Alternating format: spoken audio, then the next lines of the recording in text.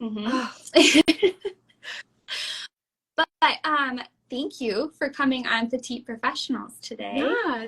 Thanks for having me. Well, let's just get started. And can you tell us what your job title is? Yes. So my job title is the out market or oh my gosh. It's been a long day at work when you can't even spit your title out. Community outreach and marketing coordinator is my title. Well, that's a lot to say, to be Yeah, fair. it is. It is kind of a mouthful. So marketing specialist, and I work for the plastic surgery group of Memphis and the PS Skincare and Laser Center. So I'm kind of their entire marketing department. We do have an agency that we work for, but I am kind of managing that relationship and managing their projects. And then, of course, inventing strategy and figuring out what's next for the group. Wow. Okay. So that kind of goes into, I want to know what is like a typical day, some of the responsibilities you have with your title. Yeah. Oh my gosh. So every day is so different. Marketing has just transformed so much since I graduated 5, 6 years ago now. And everything is becoming digital, which my favorite part of marketing is the networking, the relationship building, kind of that PR, the public relations side of it. So now that everything is kind of turning digital, my day has started to revolve around digital marketing, trying to strategize, where do we spend for, Google ads per se, how much print should we do versus how much should we invest in, different types of digital media. Yeah, so I guess a normal day, I arrive to the office around 7:38. The first chunk of my day is kind of answering emails, making my to-do list. Then I usually use the first half of the day to create social content, finding trending, audios, trending ideas, gathering and kind of going through the content that I've captured in the office. And then the next part of my day is kind of that in office. So I do all of the graphic design. I do all of the magazine graphic design, figuring out what we should put where to make people buy this product, what kind of messaging do we want to sell this laser service. And then the last part of my day is just kind of figuring out what tomorrow is going to be and what I need to do the next day. So it's a lot. Marketing is a lot. Social media has changed marketing completely. I feel like a lot of people think that because social media is accessible to everyone, everyone knows how to be a marketer. And so that's kind of this career stigma. I think a lot of people in marketing are kind of facing of like, oh, well, why do we need a marketing person when, everyone has access to social media? And it's so much more that goes into marketing beyond social. And I feel like there's kind of a disconnect in the world right now of what is marketing, what's social, how do we marry them together, but there's still two very separate things. Yes, you have a lot on your plate. Yeah, it's a little, it's just, but I really enjoy it. I work for a great practice down here in Memphis. It was actually very serendipitous how I received this position. So back in Wisconsin before I moved, I was the community outreach coordinator at Loom Cosmetic Surgery and Med Spa. So I did their community relationship building, more of their grassroots in-person marketing, kind of strategizing how to use the community to bring business in. And so I was in that industry for about a year, and I really learned to like it. I never thought I would see myself in any healthcare industry, let alone plastic surgery and aesthetics. But I truly saw how this industry changes the way people feel about themselves and how, these services are so much more than vanity. Like it can just help people feel the best version of themselves. And so I fell in love with that part of it. And I didn't want to leave the industry, but then moving to Memphis for Ben and his football career, I was kind of bummed out. But then the plastic surgery group of Memphis was looking for a marketing person at the same time I was moving. So it really just Worked out. it was so serendipitous, and it's changing every day. But I truly do love what I do, and some days are harder than others, but that's just life. So I truly feel lucky to be doing what I do in my career. That's awesome. So one of the reasons why I started Petite Professionals is I genuinely love hearing people's journeys, and it started as, so my husband has like these close guy friends, and I'm like, oh, what does so and so do for a living? And he had no idea, and he'd known this guy for years. And I'm like, I can tell you about my best friend's recent job promotion, you know. So Yeah. I genuinely love learning, like, you know, we have this time and we're spending it doing this career. So with that being said, you kind of touched on a previous job experience, but what was some of the education that you like took on to be in this role? Yeah. So my education career is quite different than most people. So, or my education journey, I guess. I guess education is a continuing career. But so I started, it all started back in 2012. I had recently graduated high school, and I went to UW Whitewater. And I Me didn't really know what too. I wanted. Yay! Okay, so you'll understand the story. You'll be able to kind of relate and know why it went this way. But so I didn't know what I wanted to do with my life. I didn't have a career goal. Like, I really loved journalism. My grandma, my whole life had been giving me journals and really encouraged me to be a writer my whole life. But I never thought it was something that I could actually do. I was from a very small town. I was from Milton. So if you know where Whitewater is, you know Milton is the gateway to Janesville. So I'm yeah, that from area. Janesville. Oh, okay. So I graduated from Milton High School. So oh my gosh, how has the world just now brought us together? That's It's crazy. Yes, it's so silly. Okay, so continue. Yes. I'm very familiar with Milton. I worked at Black Hawk campgrounds in college. Okay.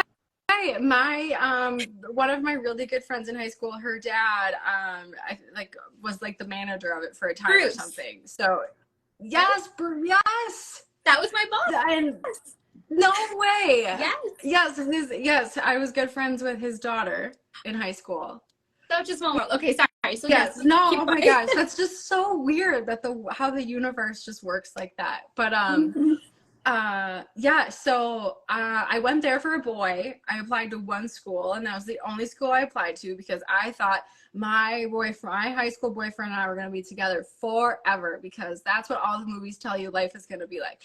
So I went there. I didn't really have a goal or a direction or just like any passion. So I started as like just general business. And then I thought I wanted to be a child life specialist because of my childhood cancer experience. And then I realized that was working with, you know, kids every day who don't always have the same outcome that my sister and I did. I knew kids died of cancer, but I didn't know how many of them actually do. So emotionally, I couldn't do that.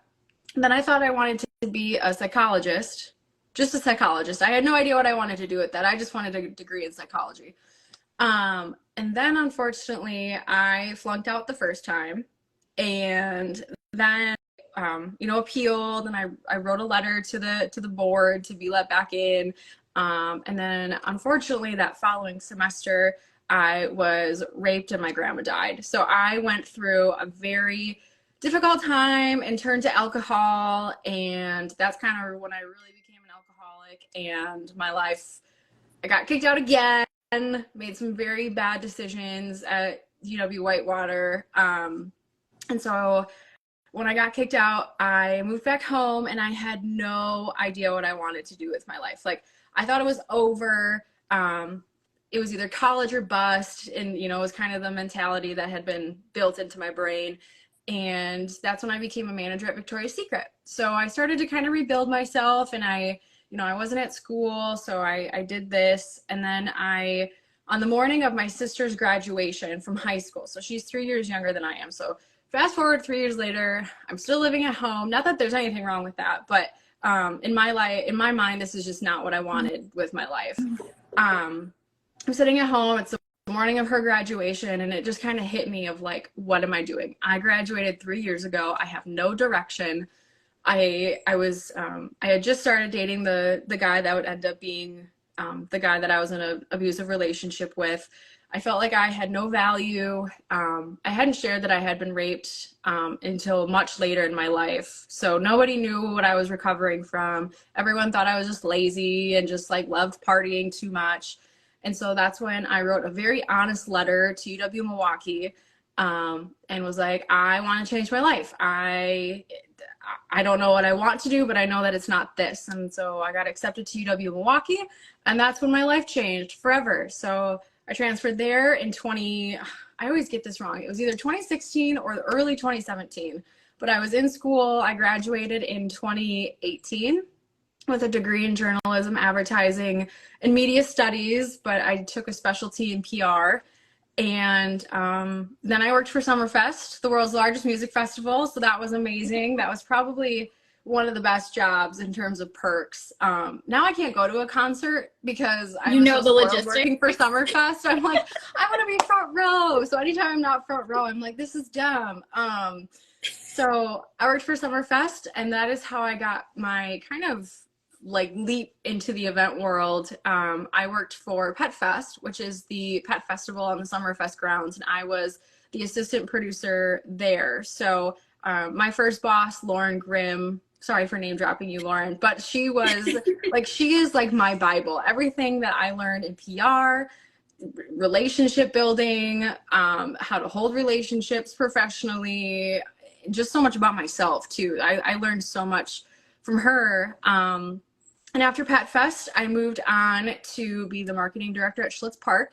So that is the old brewery that they turned into commercial real estate downtown.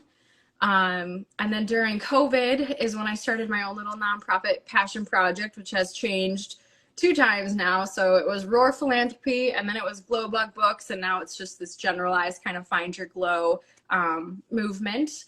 And I got really burnt out doing that and being the marketing director, and I had moved out to Waukesha at the time, so I got really burned out during the commute. And, you know, life, I feel like after COVID just got so, I mean, we all got thrown back into it. It was just like, okay, we're all about finding ourselves, and the world is about not working as hard. And then all of a sudden COVID stopped, and it was like, nope, just kidding. Everyone work as hard as you can all the time. Like everything must happen all at once again.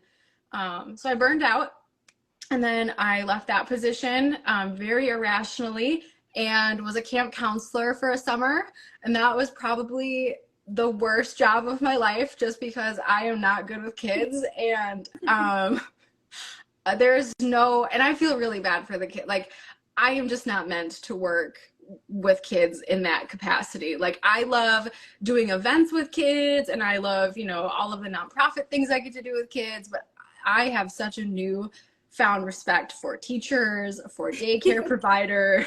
Like, tried it out, you know. Oh my gosh, I just, you know, every time I see a teacher, I'm like, bless, here, take all my money. Like, and then that is how I got the job at Illum Cosmetic Surgery and Med Spa after that break. So I'm a huge advocate for, if you need a break, you have to take a break. Like, nothing, if you're burnt out, if you're hating your life because of work, the answer is not more work. Like, the answer is take a break, refocus, rest, find some energy, and then go back and relook at, you know, your career and your life. But and then Ben got the opportunity to move to Memphis for football coaching, and that's what brought us down here now.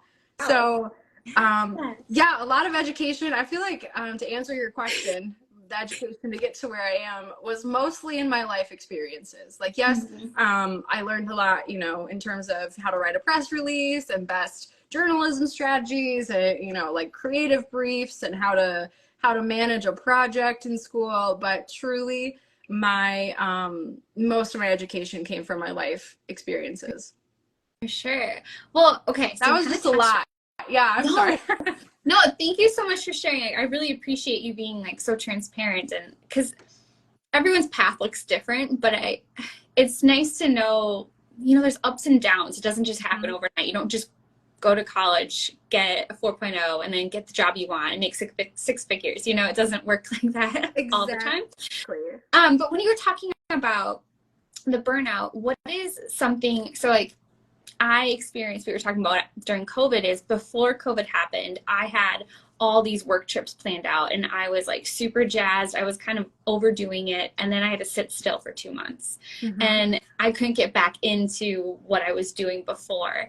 And then that's kind of how I got back into pageantry, was during COVID. I was like, what am I leaving behind? Like, what is my legacy, you know? Yeah. So what do you do for you? Like, what's something fun that Lo does that's not about work? Oh my gosh. You know, for 3 years, I had nothing. It was all about work. I was kind of in this mindset of, if you're not being productive, you're not valuable. Like, if I wasn't, it's so weird to kind of think back now. I kind of burned a lot of my bridges in terms of friendships, because to me, if you weren't helping me plan an event, if you weren't helping me raise money, if you weren't helping me be productive in some way, like, I couldn't have time for you. Like, I kind of lost value of just being a human being and valuing friendship. So for me, just not doing anything. So reading has been a big thing of mine lately.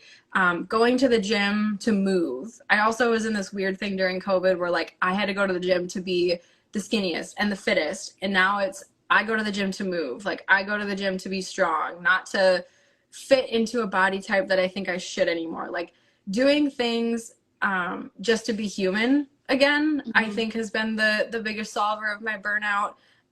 Taking naps. I've always been an advocate for naps. I mean, heck, like, always an advocate for naps and rest. But I think just doing things to be human, and knowing that you don't have to always be on, and doing things for social media, and doing things to please other people. And that for me took a lot of hard work, is to know, like, I can do things for me.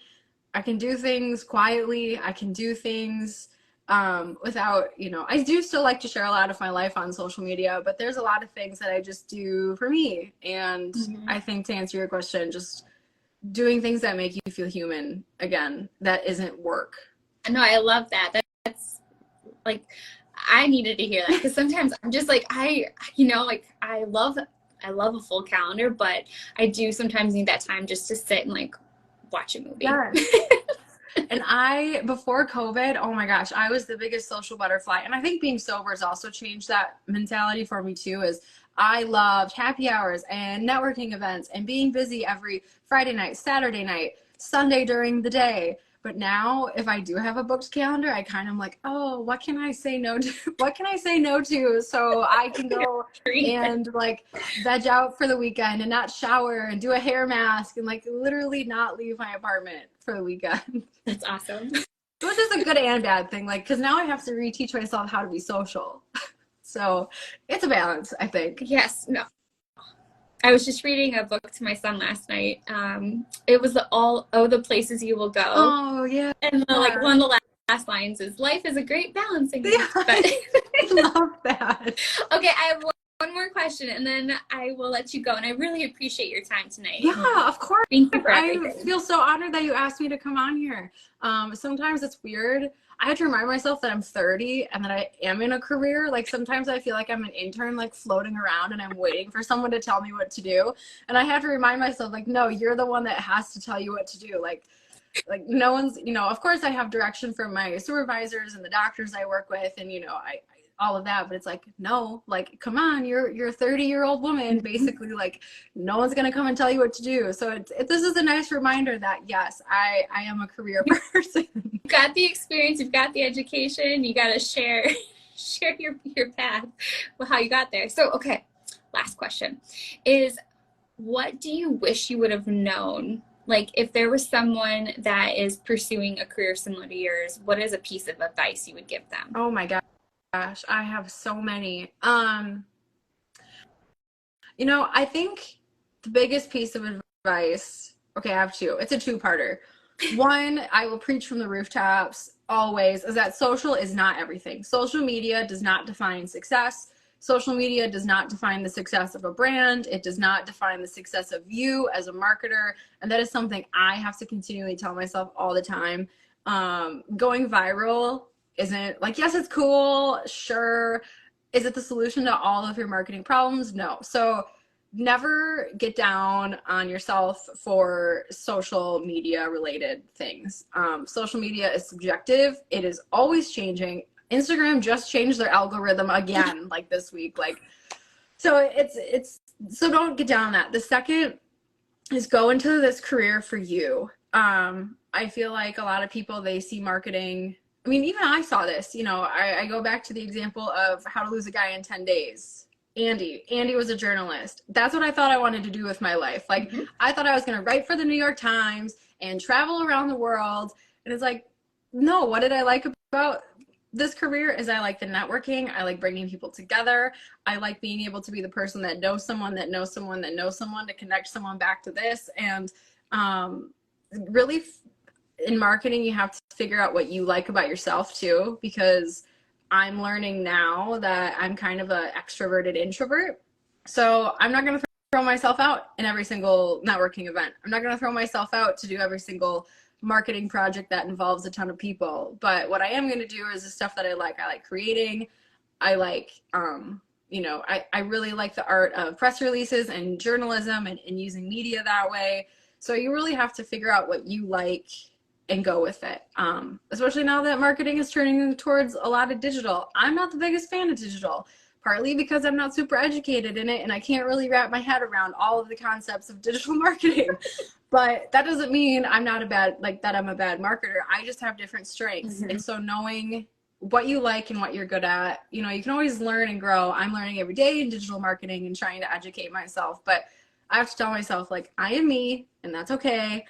And that doesn't make me a bad, like, person, like, or like a bad at my job. There's just, you can't know everything. So you just have to know yourself. And those would be my two biggest things is don't judge yourself on your social media strategy or your social media stats, and know yourself before you get into marketing, because marketing's changing every day, but you know, you won't. So I love that. Thank you. That sounds so good. Thank you so much.